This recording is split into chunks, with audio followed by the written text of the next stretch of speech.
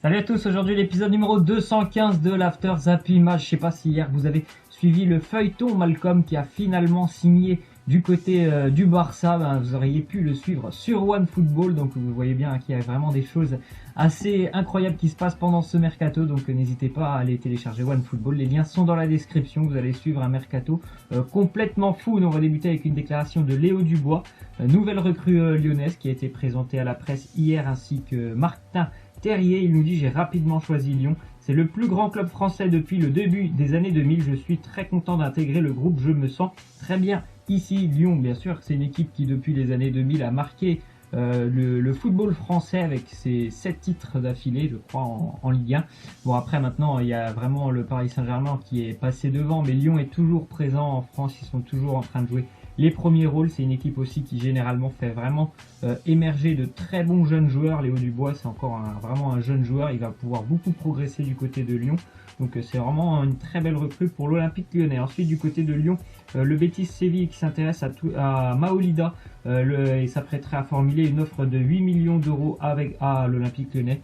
Ça pourrait être aussi pas mal pour lui. Je pense que ça va être un petit peu compliqué d'évoluer pour Maolida cette saison du côté de Lyon. Pourquoi pas le Betis Séville qui sera en Europa League cette année. Ça pourrait être vraiment intéressant pour lui, parce que vraiment je pense que ça sera compliqué de s'intégrer vraiment, on va dire, durablement dans l'effectif lyonnais. Ensuite, on voit que Doria, le joueur marseillais, il est en vol pour rejoindre le Mexique et s'engager pour le club de Santos Laguna. Pour le moment, on ne connaît pas la nature du transfert à faire à suivre, donc, mais normalement pour lui, il n'évoluera pas du côté de Marseille. Ça a toujours été très compliqué depuis qu'il est arrivé à Marseille, Doria. Voilà, l'année dernière, il avait été prêté, il me semble, il n'a pas joué beaucoup. Et ça fait quelques années d'ailleurs qu'il ne joue pas énormément, Doria. Donc c'est tant mieux pour lui s'il peut quitter Marseille et essayer de trouver du temps de jeu. Ensuite, du côté du transfert entre Mario Balotelli, son agent Mino Raiola et l'Olympique de Marseille, c'est toujours au point mort, parce que Mino Raiola, il attend un appel d'un cadre de Serie A pour son joueur. L'agent voit l'Olympique de Marseille comme une solution par défaut, donc normalement pour Balotelli, on attend qu'il y ait un appel d'un prestigieux club italien visiblement. Après, pour Marseille, c'est sûr que Balotelli, il avait donné son accord verbal, et visiblement c'est vraiment son agent Mino Raiola qui bloque un petit peu ce transfert. Donc pour le moment, Balotelli, il est toujours niçois. Ensuite, du côté de Montpellier, on a levé l'option d'achat de Andy Delors, l'ancien attaquant toulousain. Fait quand même, je crois, 3 clubs maintenant pour Andy Delors en un petit peu plus d'un an, parce qu'il était passé aussi par le Mexique. Donc 3e club pour Andy Delors. Il est très heureux de signer du côté de Montpellier, parce qu'il a dit c'est le club, on va dire, de sa région. Une grosse perte, je pense, quand même pour le TFC. C'est un attaquant de poids, mais belle recrue pour les Montpelliérains qui normalement ils vont perdre aussi Giovanni Sio, les Montpelliérains. Donc voilà, ils ont un beau renfort en la personne d'Andy Delors. Ensuite, du côté du Stade Rennais, c'est officiel, Clément Grenier s'est engagé pour 3 ans avec les Rennais. Je vous en avais parlé hier, certainement, parce que aussi Wabi Kazri, il est parti du côté de Saint-Etienne. Alors c'est pas tout à fait le même profil comme je vous ai dit hier, mais c'est des joueurs quand même assez similaires qui ont vraiment une aisance technique, que ce soit Clément Grenier ou Wabi Kazri. Et en plus de ça, c'est quand même un très bon buteur, Clément Grenier, malgré le fait qu'il soit plutôt milieu de terrain. C'est un très bon buteur, il a une très bonne frappe de balle aussi. Ensuite, on voit que l'Olympique Lyonnais aurait fait une offre de 30 millions d'euros au Barça pour tenter de recruter Yerry Mina, mais le défenseur colombien pourrait bien se diriger vers Manchester United, lui qui a fait une énorme Coupe du Monde. Je pense que sa cote, elle a grimpé en flèche grâce à ses performances qu'il a fait pendant cette Coupe du Monde avec la Colombie, notamment très bon défensivement, et en plus de ça, il a été aussi très bon offensivement. Il a marqué, je crois, à 3 reprises avec la Colombie, souvent sur corner ou coup de pied arrêté.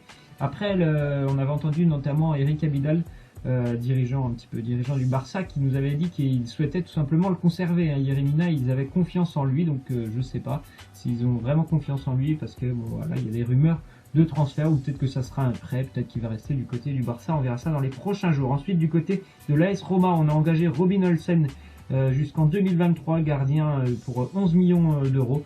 Le gardien qu'on a vu aussi évoluer à la Coupe du Monde, l'un des meilleurs gardiens, je pense, aussi de ce mondial.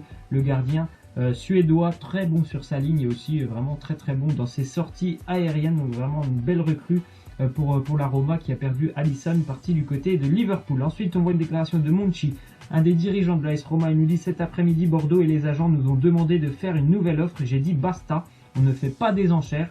On regarde avec les juristes si on peut attaquer Bordeaux et les agents. J'ai des messages des agents et des confirmations du club, comme je vous l'ai dit en début de Zap Image.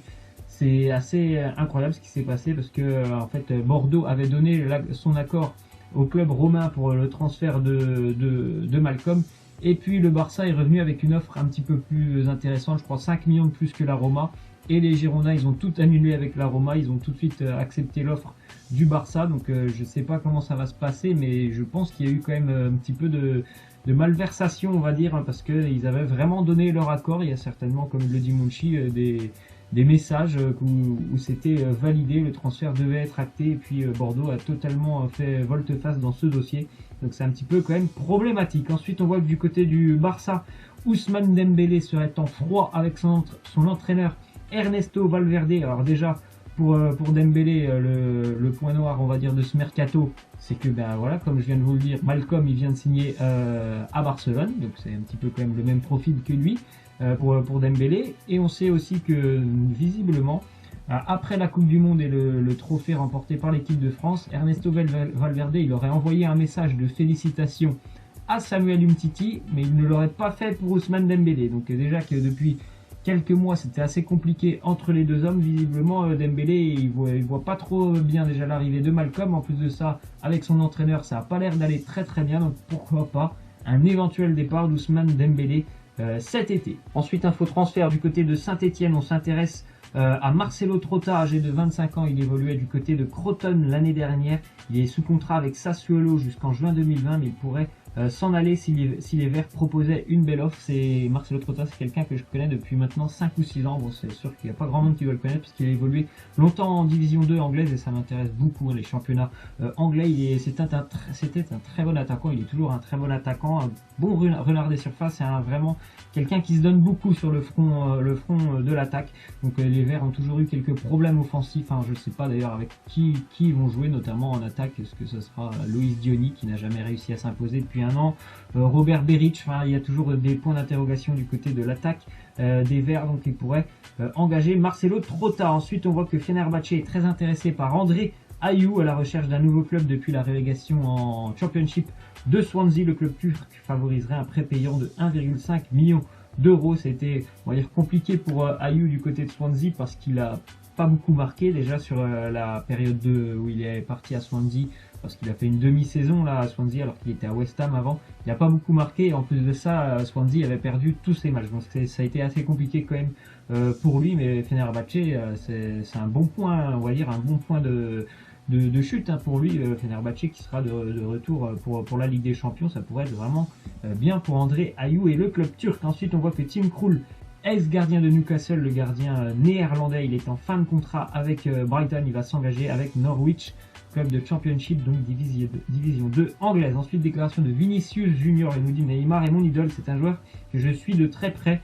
Je ne sais pas si je lui ressemble ou pas, et si je suis meilleur dans un domaine, c'est à vous de le dire. Voilà, Vinicius, beaucoup d'attentes, hein, du côté du Real Madrid sur Vinicius Junior. On espère vraiment avoir recruté la nouvelle pépite et le nouvel espoir du football. On verra ça, hein, dans les prochains mois, s'il va réussir à, on va dire, à exprimer tout son talent. Vinicius Junior, en tout cas, c'est quelqu'un qui a énormément de talent. Ensuite, on voit que donc Simon Mignolet, qui a été relayé quand même au 3e poste, hein, des gardiens du côté de Liverpool, il pourrait rebondir du côté du Beşiktaş en Turquie. C'est vrai que maintenant il y a Alisson qui est devant lui, il y a aussi Loris Karius, donc ça peut être compliqué pour Simon Mignolet. Ensuite, déclaration de Zlatko Dalic, l'entraîneur croate. Il nous dit: nous n'avons pas perdu la finale face à une meilleure équipe que nous aurions dû être les vainqueurs en raison de notre qualité et celle de notre jeu. La France a juste eu plus de chance. La peine que je ressens par rapport à cette défaite ne s'estompera jamais. Bon, après, voilà, ça devient quand même lassant aussi d'entendre les adversaires de l'équipe de France dire qu'ils ne méritaient pas de perdre. Bon, ben, voilà, je pense que l'équipe de France, elle a mis 4 buts en finale, c'est quand même